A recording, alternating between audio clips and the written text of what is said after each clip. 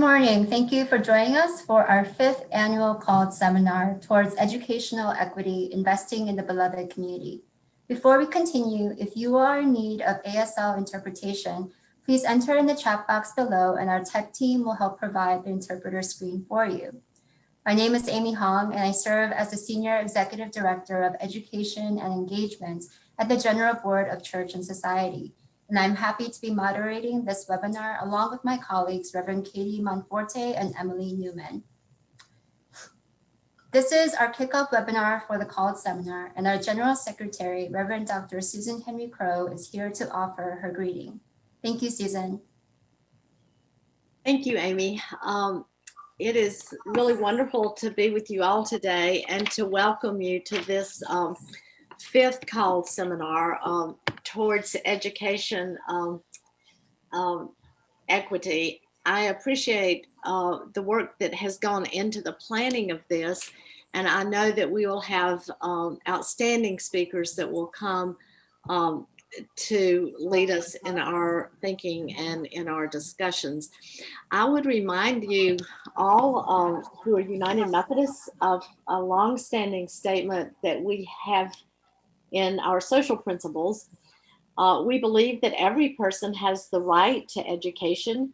We also believe that the responsibility for education of the young rests with the family, faith communities, and the government. And this is one of the principles that guide us in our work as we advocate for education for all. And so this is a very timely conversation made more vivid by COVID, but certainly not existing before COVID. And so as we begin this conversation, I want to thank all those who have both planned it, those of you who are participating and want to engage in this really timely and important topic, and also for all the panelists and experts that will come to share in the next few days. So thank you all so much, and we will be on this journey together of thinking about investing in the beloved community through education. And I look forward to being walking along on this journey with all of you. So thank you so much. Thank you, Susan. 2020 has been a difficult year. Many of us are returning from a Thanksgiving that looked unlike previous years as the pandemic still cautions us to social distance. As COVID-19 magnified pre-existing societal inequities, we wanted to take a moment to look at the pre-existing inequities in the education system of the United States. Like Susan mentioned, the United Methodist Church has a long history of advocating for quality education for all, starting with John Wesley and his dedication to the education of poor and underprivileged children, to the Sunday school movement of the latter 18th century that later established a model for access to public education, regardless of social and economic status. The social principle states that all children have the right to quality education. But when we take a quick glance, it becomes very evident that our schools reflect our current societal inequities. Student outcomes should not be determined by zip codes, racial and ethnic identities, gender identity, or disabilities, but they are. If as a nation and as a church, we want to work towards and invest in the beloved community, we need to invest in an education system that is equitable. By doing so, we might attain a glimpse of a just society where all are able to thrive. Our webinar this morning is focused on educational disparities, focused on funding inequities. But before we continue with our panelists, Emily Newman will introduce a short video on the topic. Thanks, Emily. Hi, thank you, Amy. Good morning, everyone. My name is Emily Newman, and I'm currently interning at the General Board of Church and Society through my studies at Wesley Theological Seminary in DC. So I'm so thankful to get the chance to be a part of the webinar series this week. Thank you for being here with us this morning. We're so grateful to be in community with all of you today. Throughout our webinar series, you will see these introductory videos for each of our 4 topics. We were fortunate to receive video contributions from students, educators, school social workers, and others directly impacted by education policy. answering questions we provided on each of the 4 topics throughout the webinar.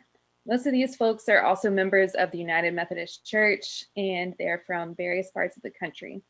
We're so thankful to have their voices included as we frame these issues, and we appreciate their time and effort put into this process.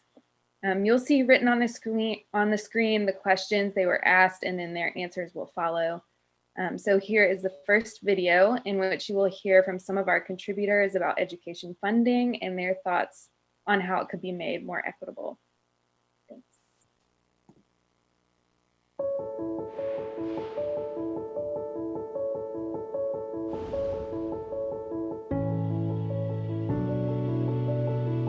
To me, equity means everyone has access to what they need to succeed. We have the resources, the money, and the knowledge to make this reality.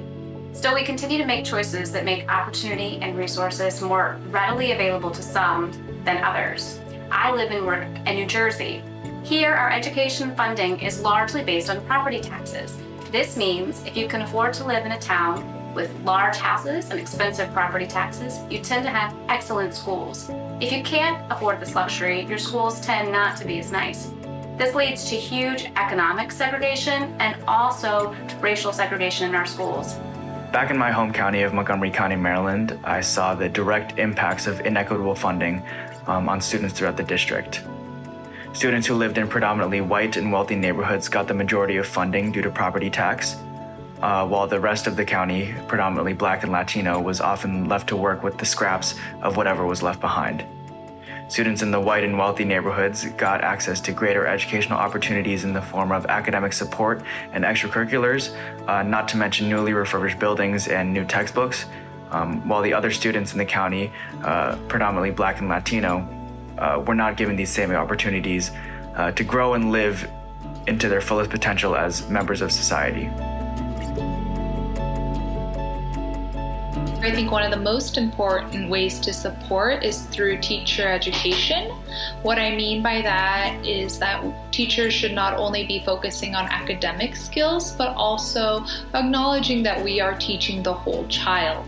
So professional development such as culturally and historically relevant teaching, as well as empathy work, are crucial in learning environments that allow students and teachers to thrive. If we truly believe that education is a critical part of our society, then we need to be willing to make what I think is the necessary investment to make it truly a quality education. With that reality comes an even more troubling and harsher reality. Some schools do not even have the basics. I would dare to say it is even embarrassing to see the true gap even between the under-resourced and the unresourced. Many schools are struggling to even have books to read to their students, much less for each child to have one to take home. This creates an unequal starting place for so many children that trickles down into how they exist and live in our society as adults. The starting place is not the same for all children in this country. We are an extremely long way away from all children having access to an equitable learning environment. In order to address these stark disparities, it's incredibly important that underfunded schools are given adequate and additional funding to further boost the ways in which they are giving the students the adequate opportunities that they need. Additionally, it's important to look at the role of integration as a possible means to achieving greater equity, as putting students in schools together from different neighborhoods in order to equalize the funding that is heavily reliant on property tax may help to equalize the amount of disparity that we see between student achievement today.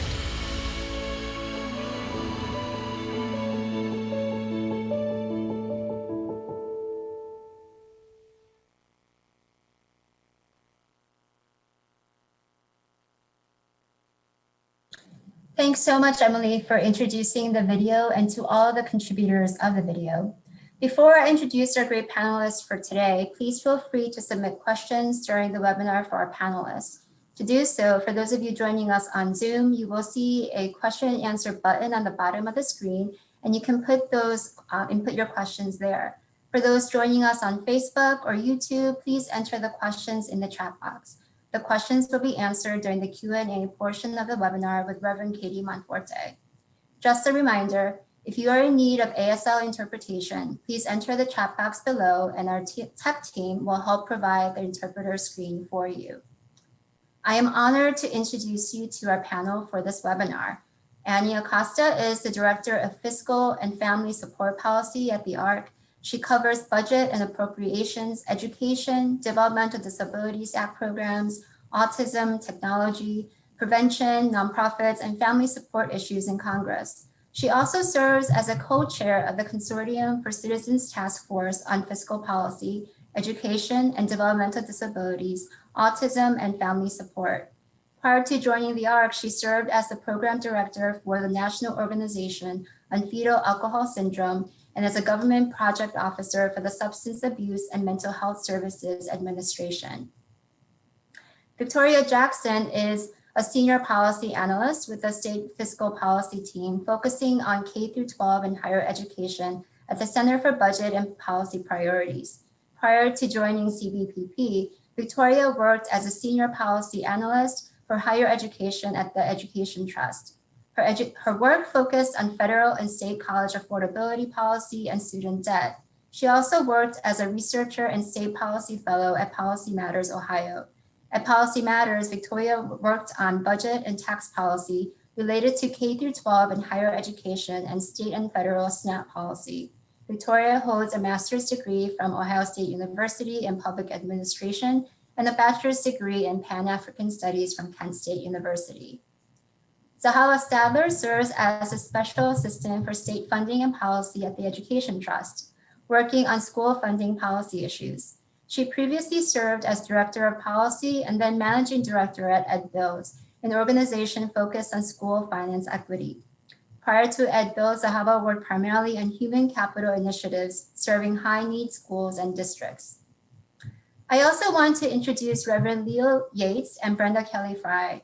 Reverend Leo Yates Jr. is a deacon in full connection, serving in the Baltimore-Washington Conference. Besides being a licensed clinical professional counselor, he holds national certifications in sign language interpreting through the Registry of Interpreters for the Deaf. He is currently appointed to the Division of Rehabilitation Services, where he primarily serves deaf and hearing adults with disabilities. His secondary appointment as a disabilities ministry coordinator is at Emmanuel UMC in Laurel, Maryland. Brenda Kelly Fry has worked as an interpreter for most of her life. Born hearing of deaf parents, she assumed the role of interpreter for her parents even as a young child. She became a certified interpreter in 1976 and has interpreted in a variety of settings, some of which include religious, mental health, legal, educational, technical, and healthcare settings. Brenda taught in the interpreter training program at Catonsville Community College, now known as Community College of Baltimore County. She retired in 2019 after working 20 plus years for the state of Maryland as the director of Maryland Relay Service. She is now filling her hours as a freelance interpreter and a grandmother of 4 beautiful grandchildren. She is also actively involved in advocating for the civil rights of the deaf and hard of hearing, and is a member of many national and state organizations which serve the deaf and hard of hearing populations. Thank you to both of you for providing the ASL interpretation today. And thank you so much to the panelists for the expertise that you bring to our discussion.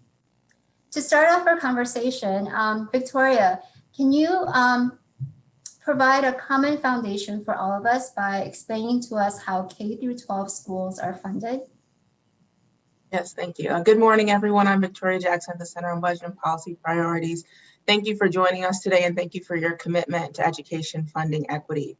When it comes to K-12 education, money matters. The evidence is clear. We need to spend more money, significantly more money, on the schools that are educating the largest proportions of low-income students and students of color and students with disabilities. One study found that low-income children whose schools receive a 10% increase in per student funding, that those students had 10% higher earnings, 17% higher household earnings, and were more likely to complete high school. And so when we think about how schools are funded, there's 3 main sources: federal funding, local funding, and state funding. To start with, the smallest proportion is federal funding. They provide about 8% nationally of school funding. And that's primarily through IDEA, which is for students with disabilities, which we'll hear about later. And then Title I funding, which is for low-income students, in that sense, to school districts. Next, we have a local funding, which provides about 45% of school funding. And you heard in the video that local funding is one of the main drivers of the inequities in K-12 funding. And that's largely because high wealth and property districts are able to better draw resources into districts in their area, and then low wealth districts are not able to pull from the tax base in the same way. And so one of the ways that is meant to sort of address this issue to, unfortunately, it often does not lead to a progressive or more equitable funding, but has helped to address this, is state funding, which accounts for 47% of all K-12 funding. And states provide money to school districts through usually their general revenue fund, which comes from a multitude of tax sources, income tax, sales tax, etc. So it makes it a more progressive way of funding. And they distribute that money to districts through funding formulas. And so the way that this typically works is that states will set a baseline amount of per student funding. And they'll say, this is the minimum amount we need every student to receive. And through that formula, they'll take into account a district's wealth in the district, what they're able to raise through property taxes. They'll take into account the income of an area. That will factor into the formula, as will sometimes the number of students with disabilities that a district educates, the number of English language learners, and also the number of low-income students. And what they'll do is they'll try to get those districts that, based on their own property tax revenue, can't meet that particular baseline up to that baseline with state funding. And so that's sort of what makes state funding, ideally, it should be very progressive and it should be equitable. One of the issues with state funding is that typically that per pupil amount that's established is not enough for students overall, period, any student. And so there's a lot of movement to get a sort of adequacy in funding to understand what's necessary. But what happens is you have the high wealth districts on their own without state funding are often able to generate enough revenue per student that they're well above that baseline threshold. And so they're actually more able to provide students with all of the things that we know they need to be successful. And the low wealth districts are not. And so they're only getting that baseline amount. So what we really want to see are really robust, equitable systems. And one of the most important ways to do that is we have to have the revenue. And the way we get the revenue is by raising taxes in a progressive way on those who are most able to afford to pay. So, and those people haven't been for quite some time paying their fair share because we rolled back taxes. So we need to increase income tax rates on the highest earners. We need to ensure that corporations are paying their fair share on the first level. And so when you think about the fundamentals of educational equity and funding inequity, it's mostly we have to talk about how that money is being allocated. We also have to have enough money in the system. And to do that, we have to raise taxes in a progressive way. Thanks. So here's a follow-up question. Victoria, how did the Great Recession of 2008 impact school funding? Have we recovered? And are there specific learnings from the Great Recession that can help us move forward from post-COVID-19 economy? Yeah, K-12 schools, students, teachers, other educators were hit hard by the Great Recession. We saw that nearly 2/3 of states cut funding for schools, and that's largely, to deal with the loss in tax revenue, et cetera. But we also had something, and we're at a point now where we have almost recovered. When we look at state and local funding, 26 states are spending slightly more than they were prior to the recession. But that means we have 24 states that are still spending less. And, one of the important things that happened during that last recession is that there was stimulus money from the federal government. So there was over $100 billion in stimulus money coming in to support schools. And so when we look at adjusted for inflation, schools are getting back to where we were, but we still have some really deep cutting states. But one of the important things to think about when we think about that recovery was that there was a shift in how states are funding. So I talked about how state funding can be much more progressive and much more equitable, and how local funding is less equitable. But what we found that happened is the growth in funding that's getting us back to that point where some states are spending more happened largely at the local level. So what we see is that at the local funding is up $167 per student, while federal funding is down about $160. So our recovery has been less, it's been an equitable recovery in some ways. It hasn't been the ideal recovery that we'd like. And so one of the things that is really important to keep in mind in a moment like this is now can be a time to reimagine funding formulas, to make them more progressive. You know, California, after they had a downturn, they revamped their funding formula, but they also had the revenue to go with it. Washington State, what they did was they revamped their formula and they didn't have the money to do it. So they have a new formula, but there's not enough money to drive it and to have it to be truly equitable. And so that's what I would think that we really see here is that we've shifted a little more to local sources of revenue for education, which we don't want. But there are ways, and we can't look at this as an opportunity to bring equity, more equity for school funding. Thanks so much. This question is for Zahava. It's been 66 years since Brown versus Board of Education that helped establish the precedent that separate but equal education, in fact, was not equal at all. Can you share with us how this inequity still prevails today in how schools are funded and the impact it has on students of color and students from low-income families? Sure, and thank you so much for having me. I think it's important first to understand what we mean when we say that there's inequality in how schools are funded. So let me just give you a couple of stark numbers. The highest poverty districts in the United States receive about $1,000 less per student than the lowest poverty districts. And the differences are almost double that when you're comparing districts based on how many students of color they serve. So the districts serving more students of color have a gap of almost $1,800 per student with districts that serve the fewest students of color. And this structural racism in education is powerful independent of the effects of poverty. So if you have a predominantly white district that's high poverty, that district has more money per student than a predominantly non-white district that is low poverty. In other words, a predominantly non-white district is lower funded regardless of affluence relative to predominantly white districts. So this is a huge problem, but it's not something that comes out of nowhere. It's not something that arises organically. And this is largely because of the history of housing discrimination in this country and the way it layers on top of the way we fund our schools. So think about this.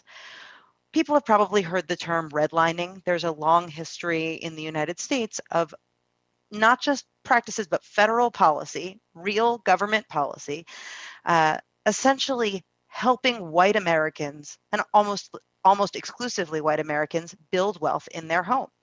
Things like mortgage interest deductions and federally backed mortgage insurance and the GI Bill for veterans coming back from World War II, having assistance in buying houses, things like that.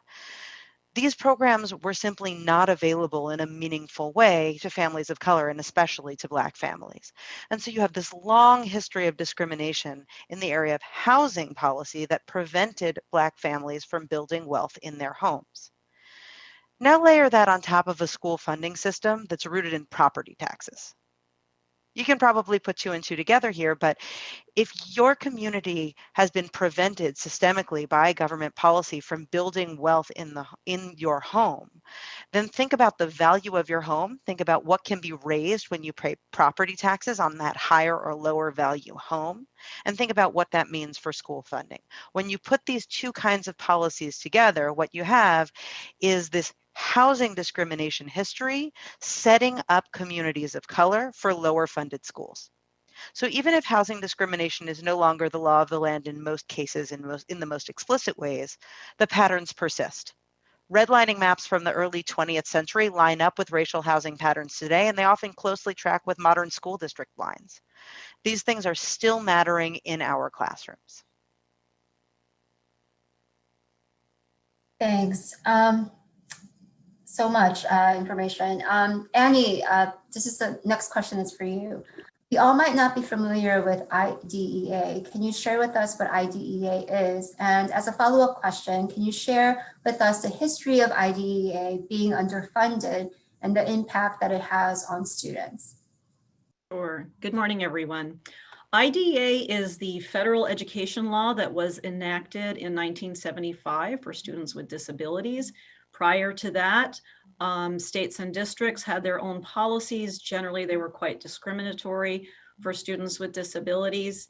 So I want to talk about, I'm going to focus on what we call Part B, which is the grants to states that you see on the slide here. So IDEA is a large law, but the bulk of it, about 95% of the dollars go to this Part B section. And this is what covers the following elements broadly. And the first is appropriate evaluation. Obviously, you can't serve students with disabilities until you've determined that they have a disability and what type of disability they have. And that is done at no cost to the families. The second and really the core element of IDEA, and this is for all students age 3 through 21, is free appropriate public education. And in our space, you often hear the acronym FAPE. And like the term implies, it is at no charge to parents.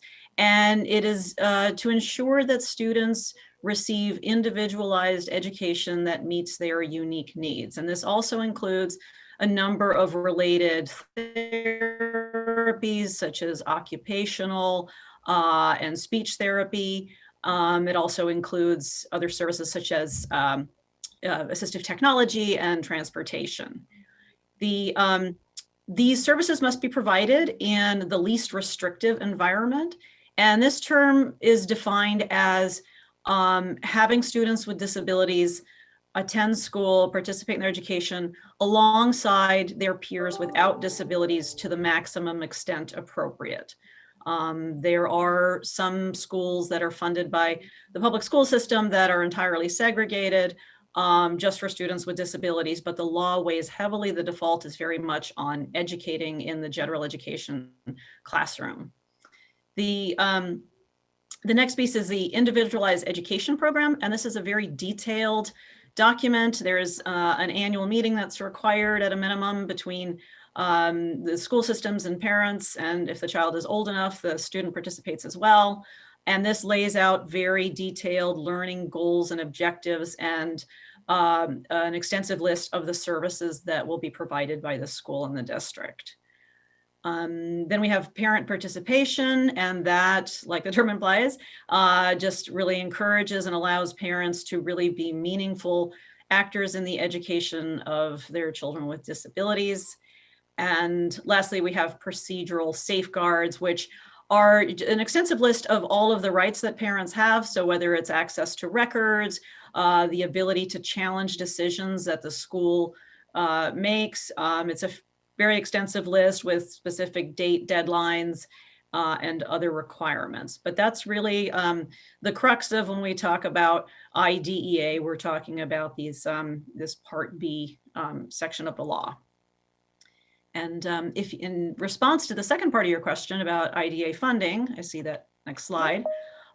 This chart here lists the funding, the federal contributions since the last Great Recession that the previous speakers have alluded to. So when the law was passed, Congress authorized up to 40% of the payment for students with disabilities. So what this means, it's not that they agreed to pay 40% of the cost of educating students with disabilities, but it's the excess cost. And on average, we don't really know for certain, but on average, we believe that it costs about twice as much to educate a student with a disability as a student without a disability. So you see here this, this bar showing that the federal government has not come close to reaching that 40%. And you see how it's actually gone down a little bit in the last few years. And sadly, it's never even reached half of that 40% that Congress can support. And as Victoria mentioned earlier, the federal funding is actually a small percentage, not only for general education, but for students with disabilities as well. So this really squeezes states and districts that much more to come up with that additional funding, especially in this time now with COVID and all the cutbacks that we're seeing at the state and local level. It really puts even a greater spotlight on the need for Congress to respond. Next slide, please. So this slide is just a similar one, but it just shows over a longer period of time, almost 40 years.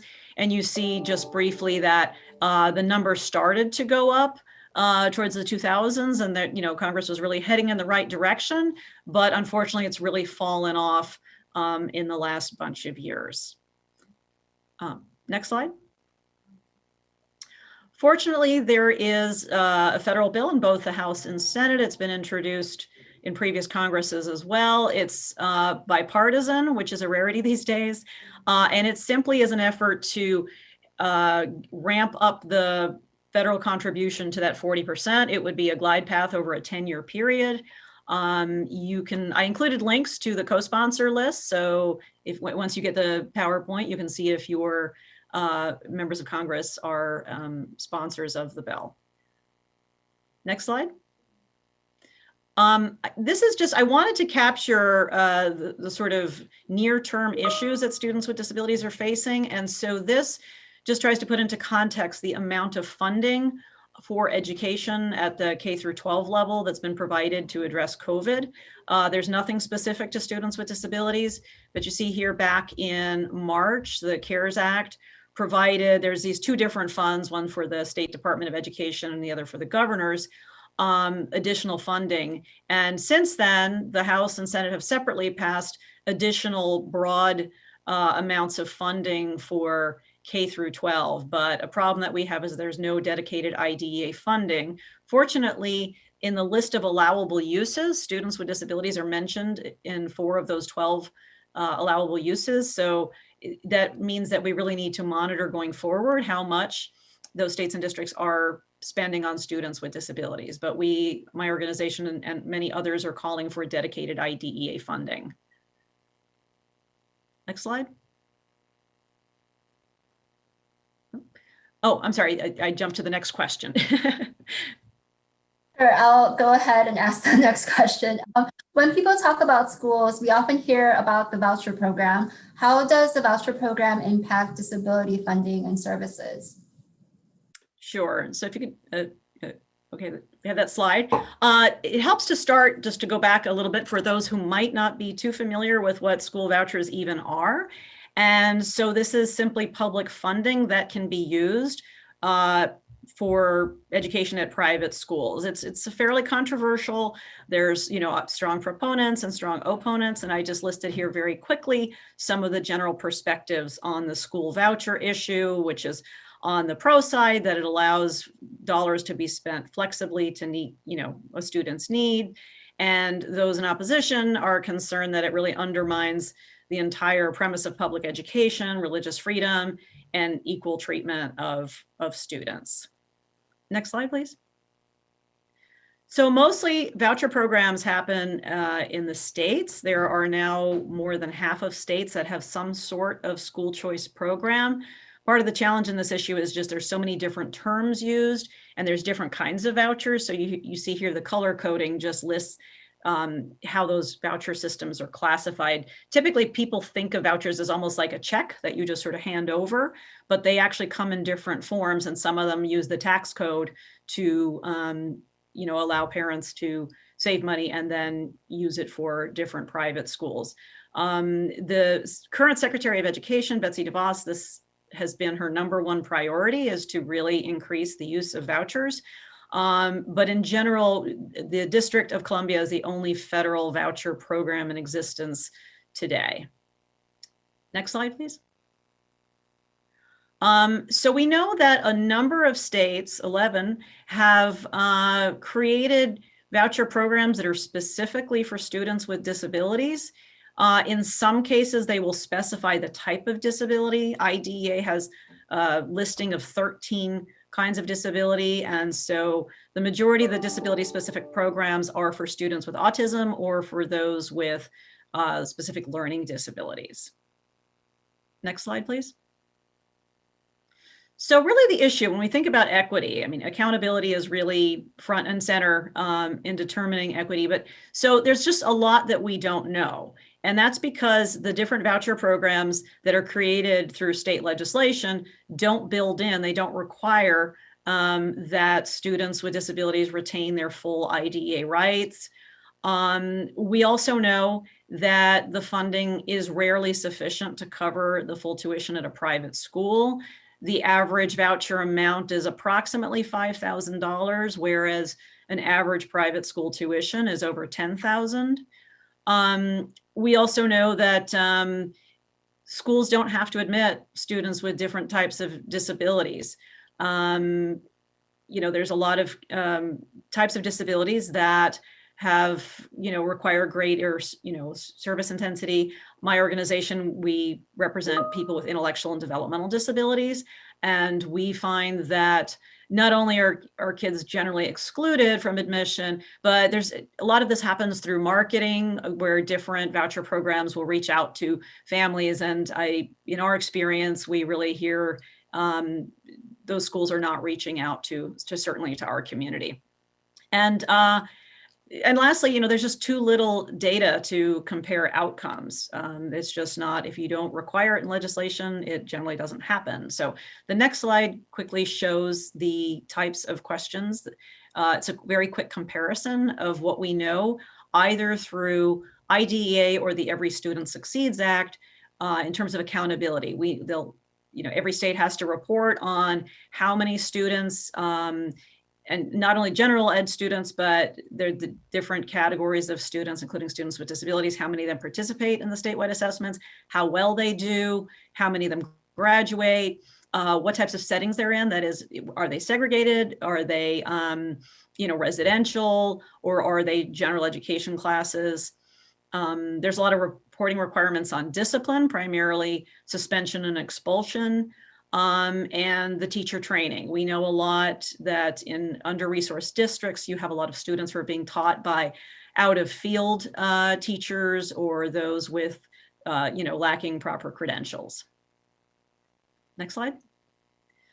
So that really leaves parents in a really tough position because some of them, you know, their children's needs might not be met to the degree that they believe they should be. And so they really have to make, you know, some hard decisions. Do they give up those IDEA rights?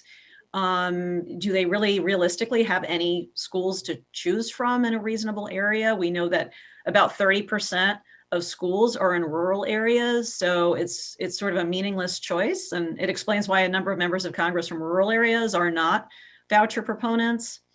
It also forces them to decide whether they can pay the difference, that difference that I mentioned between 5,000 and 10,000 on average. Can they get in? That's what something in IDEA that we call the zero reject principle. It's actually not in the statute, but you obviously have to get in. So for a lot of students with more significant disabilities, they can identify a school, they might get the voucher, and then they simply are denied admission. And as I mentioned, you know, they really don't have that report card that you have with other schools to know, you know, to know how well students with disabilities are doing. And further, the issue of discipline. In IDEA, there's something called a manifestation determination. So where the child's disability is factored in and when they are deciding what disciplinary actions are appropriate. And again, leaving sometimes the only options that they have are these segregated settings. Next slide. So for all those reasons, the ARC's position on school vouchers is essentially that if schools accept, you know, this public money, that they should have to adhere to all of the federal education and civil rights laws that the public school system does. And here is just that quick listing. So obviously just getting in the first place, you know, appropriate evaluation, access to the general education curriculum, and all of the things that I mentioned earlier in terms of what the IDEA covers. And also lastly, just to ensure that school choice efforts don't diminish the resources and effectiveness for the public school systems in which they operate, because those dollars do follow students to public schools, and public schools have fixed costs. Even if the student walks away with his or her allotted funds, there's still those fixed costs of, facilities and other things that schools need to pay for. So that is, and we also just generally don't believe that we should be investing anything more in voucher programs until we know a whole lot more about their accountability and, the general equity issues that are lacking. Thanks so much, Annie. So how about this question is for you. We are approaching the 15th year anniversary of the signing of the Every Student Succeed Act, which replaced the No Child Left Behind Act. 3 years ago, in March of 2017, the Trump administration eliminated the accountability regulations of Every Student Succeeds Act. What is the current status of Every Student Succeeds Act, and what are the hopes for it with the new administration? So it's important to remember that when you have federal education law, it basically does two things. Federal education law consists of civil rights enforcement and attaching strings to money. That's the entirety of federal education policy. What the shift from No Child Left Behind to the Every Student Succeeds Act did is that it basically loosened some of those strings to sort of do violence to the complexity here. But basically, the idea was to shift more of the authority to states than had been the case under the previous law before 5 years ago. So the thing is, when you put more power in the hands of states, you have to explain what you mean. And what are the states really allowed to do? What level of oversight from the federal government attaches to that power? And so the federal government puts out regulations that say, here's what we really, really, really meant. I know it says this in the law, but just to get more specific, we meant this list of fine print. That's where you have your authority. Here's how we have some oversight. We just want to be really clear. So the Obama administration had put out a tremendous amount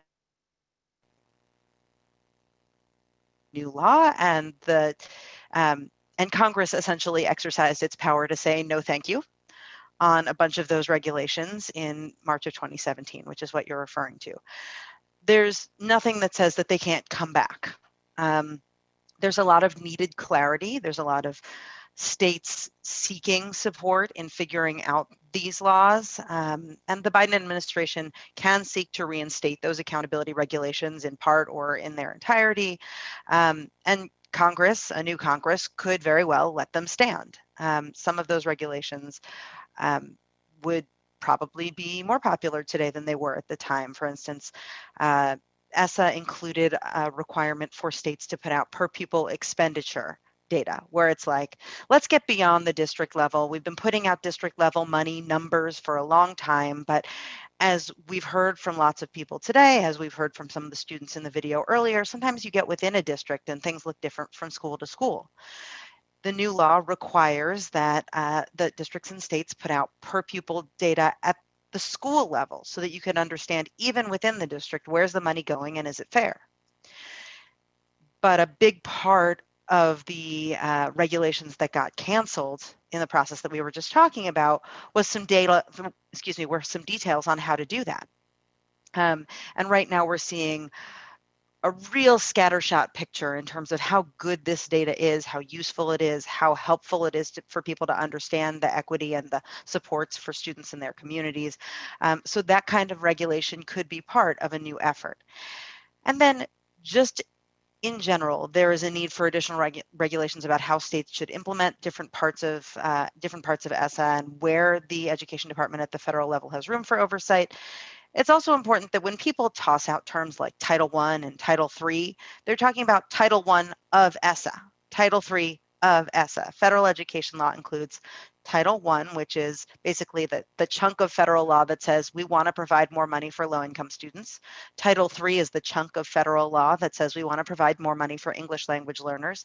And there is nothing that precludes investing more under those titles. In fact, that's, I think, a big area of possibility and investment to think about in the coming term, the coming Congress, about whether we can put more investments under those headings of Title I and Title III for low-income students and English language learners.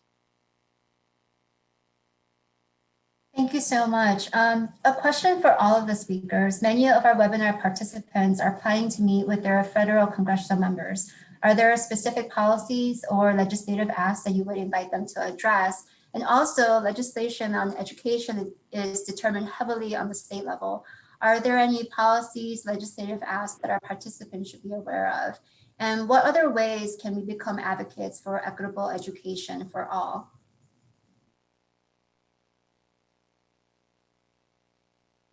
And feel free to jump right in. Yeah, I'll go ahead and I'll speak mostly to the state level. I talked a lot about like revenue and all that, and I think it's important to mention that states spend, and I think almost every state, the largest share of what they spend is on K-12 funding. And what the issue really is that the pie overall isn't big enough. So there's all these competing, they don't have enough money and they're always competing around, do we pull it from health? Do we pull it from here, higher ed, et cetera? So I'm really talking about increasing that pie.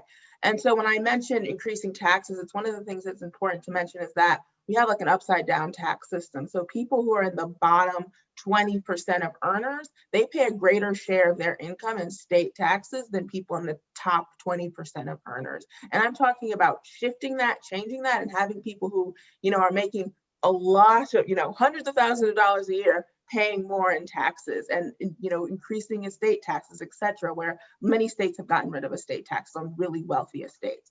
And an example is Arizona recently passed an Invest in Education initiative just in the last election.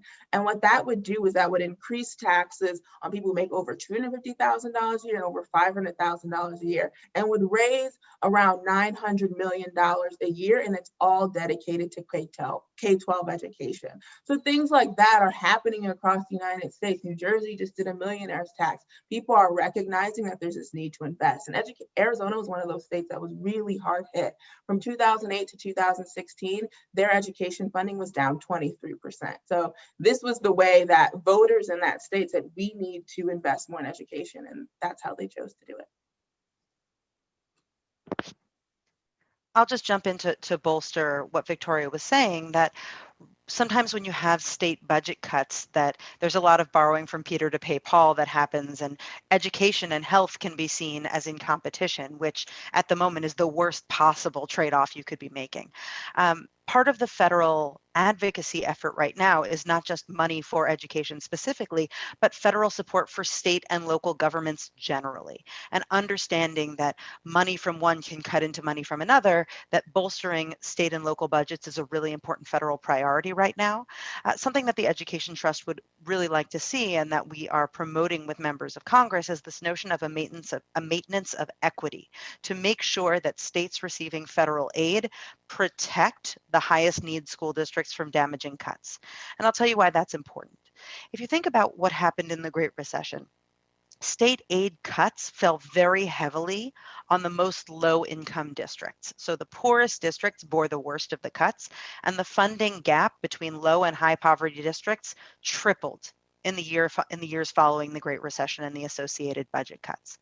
So it's important that we bolster those state and local budgets with federal aid. It's also important that we have a clear requirement and expectation of states that when they take that money, they are using it to ensure that the highest need communities are the most protected when budget cuts come.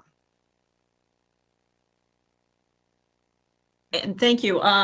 Those were great responses. And I just wanted to add a tiny bit more in terms of, a top line message for members of Congress, which is also to not allow for any more waivers. I know in the education space, we have been extremely concerned that the current, COVID crisis would be used as an excuse to waive IDEA and other civil rights laws. And fortunately, that has not yet come to pass, and we need to maintain that going forward because we know that budget cuts they've already started in a number of states. I hear different estimates ranging approximately 15-20%. So we need to really protect what we have. Obviously, I'd mentioned earlier in terms of a specific legislative ask, the IDEA full funding bill. But this really, as both my previous speakers alluded to, it's really a revenue issue. This is tax policy that we need to talk about. Mostly, education comes from general revenue. And so there's just a lot of opportunity, I think, to connect the dots and to not treat education and tax policy like they're somehow in different spheres. Thank you so much for all of your responses. We're going to take some time now and hear from the questions that our participants have been submitting. Thanks, Katie. Yeah, thank you everyone who's been watching live and participating through Zoom and online. We've gotten quite a few questions coming through, and thank you to Zahava for answering some of them live as we worked through. And then Annie and Victoria, thank you for the questions you'll respond to now. We had a question about Head Start funding. Can you kind of describe what that means and what that funding looks like today? I think Zahava or Victoria, if you could speak to that.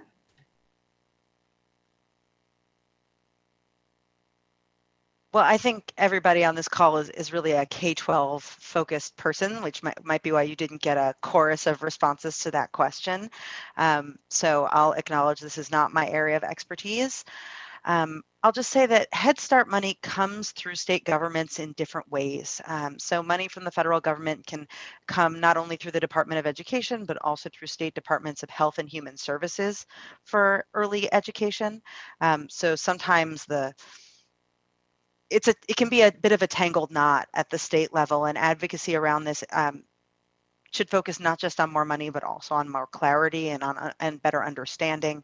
In a way, I actually think that early education from a funding perspective is more comparable to higher ed than it is to K-12, because preschool and college level are both sort of jumbled mixes of public and private partnerships where you have community organizations, just like you have community colleges, providing some of that, whether it's nonprofits or YMCAs or for-profit providers or religious organizations offering early education. So that money is coming through not just directly through the school system, but comes through in a fairly complicated way. In fact, I think only 2 states provide pre-K funding through their general public education formula. And in most places, it's a whole other thing.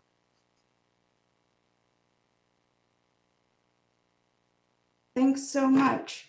There were quite a few questions about funding students with disabilities and how that impacts schools' ability to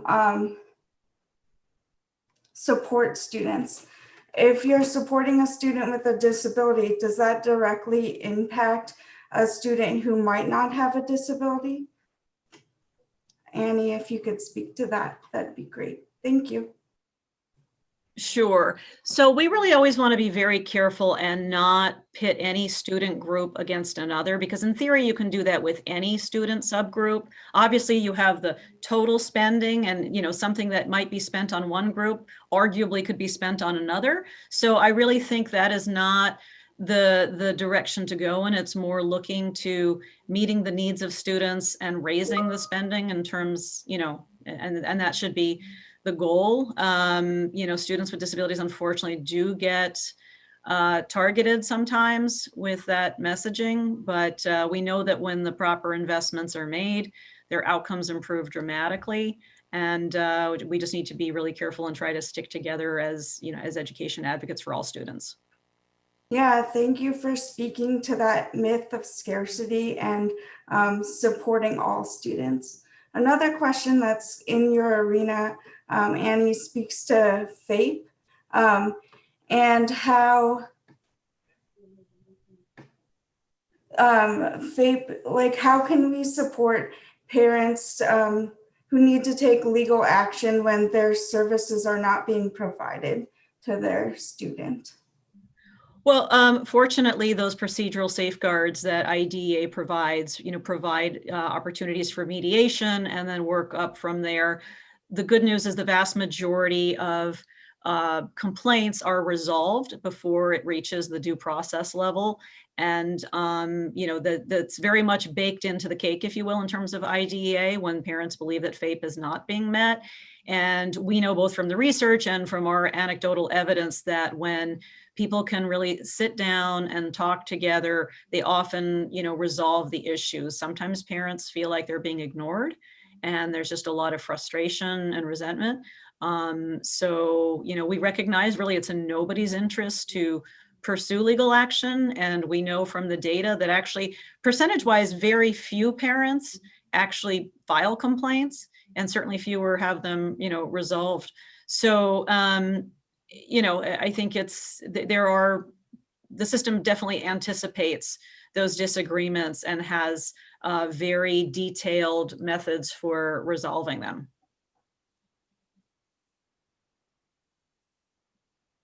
Thank you so much.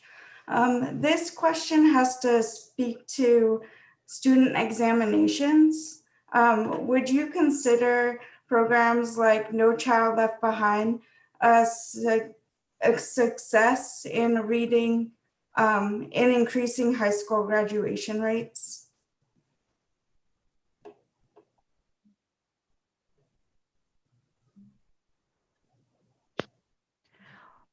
Well, one thing I'll just say about this, because in a country as big and diverse as ours, everything is a mixed bag. And in some places, the accountability and improvement efforts that came through No Child Left Behind were tremendously instrumental in bringing about improvement, and in some places, not at all. And it was effectively punishing places in challenging situations and pushing them farther down. I think that we saw a real mix, and there are many, many different sort of empirical evaluations of this that point in different directions, depending on which specific aspect of this big and complicated federal law you're looking at. The one thing that I will point to, I think, as an unequivocal success is that it's a big look inside the black box. There was a real dearth of data.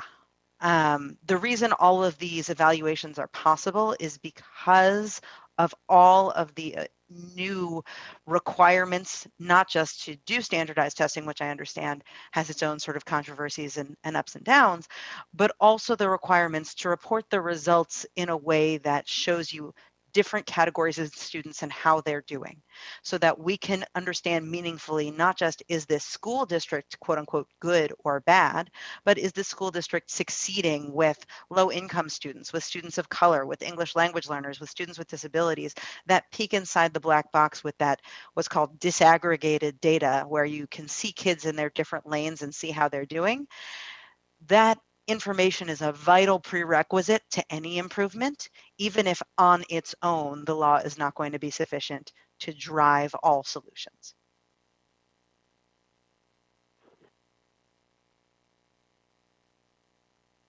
Thank you so much.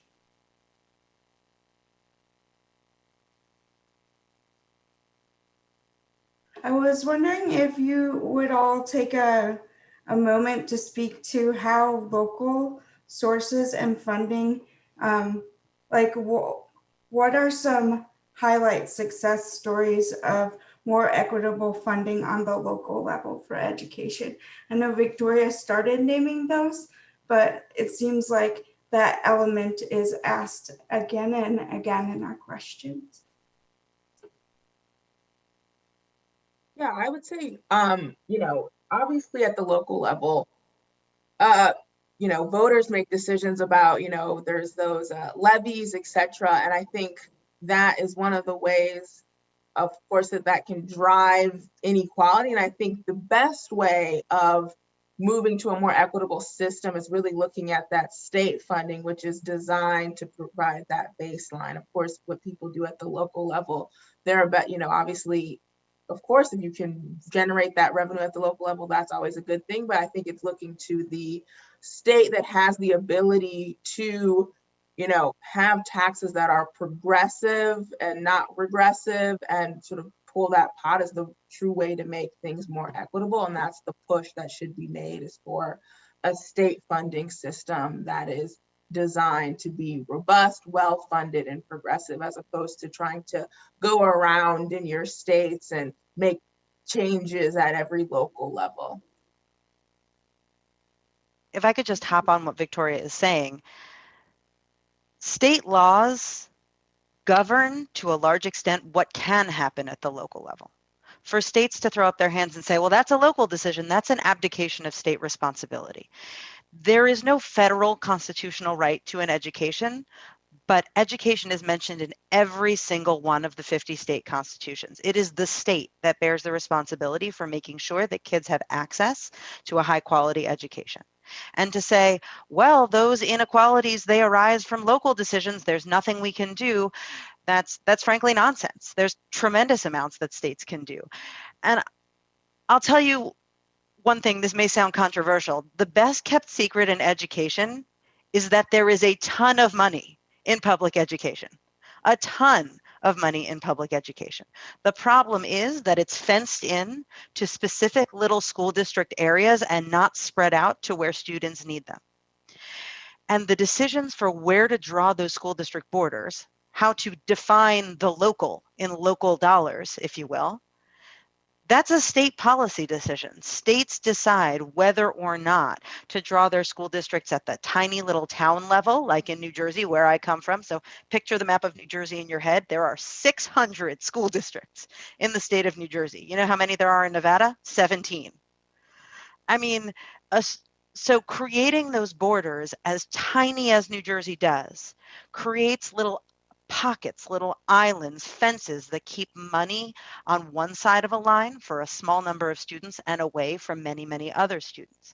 There is lots of money in education. States are simply making the decision to allow that money to stay in those little high wealth pockets rather than erasing some of those lines or changing some of those dollars from local dollars to state dollars with their tax structure and spreading some of that money around where students could benefit from them more. All of that is possible with the political will of state legislatures.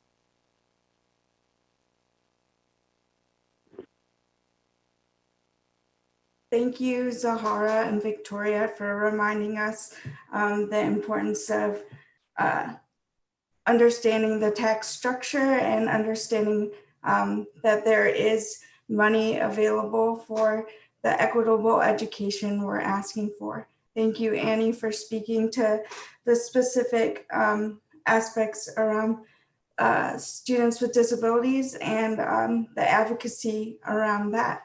Thank you all for your responses. Unfortunately, we can't unpack every question during this conversation.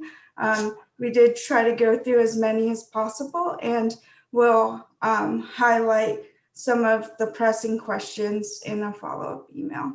So thank you to our participants for your lively engagement, and to our panelists for giving us just more information and reminding us to advocate for the equitable education that we believe in.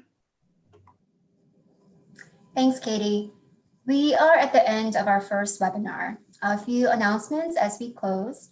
Our next webinar is this afternoon at 3 p.m. Eastern Standard Time, and it will focus on anti-racist school culture and curriculum. If you haven't registered for the webinar, you can still register by going to umcjustice.org to join us this afternoon. I want to say a sincere thank you to our panelists, Annie, Victoria, and Zabahaba for being with us today. Also to Reverend Leo and Brenda for providing ASL interpretation. Lastly, I want to say thank you to all of you for participating in the webinar and for your passion for educational equity. Our students are our future, and by removing these inequities and investing in all of our students, we are investing in the beloved community. So stay safe and stay healthy, and blessings and peace to you all. Goodbye. Thank you.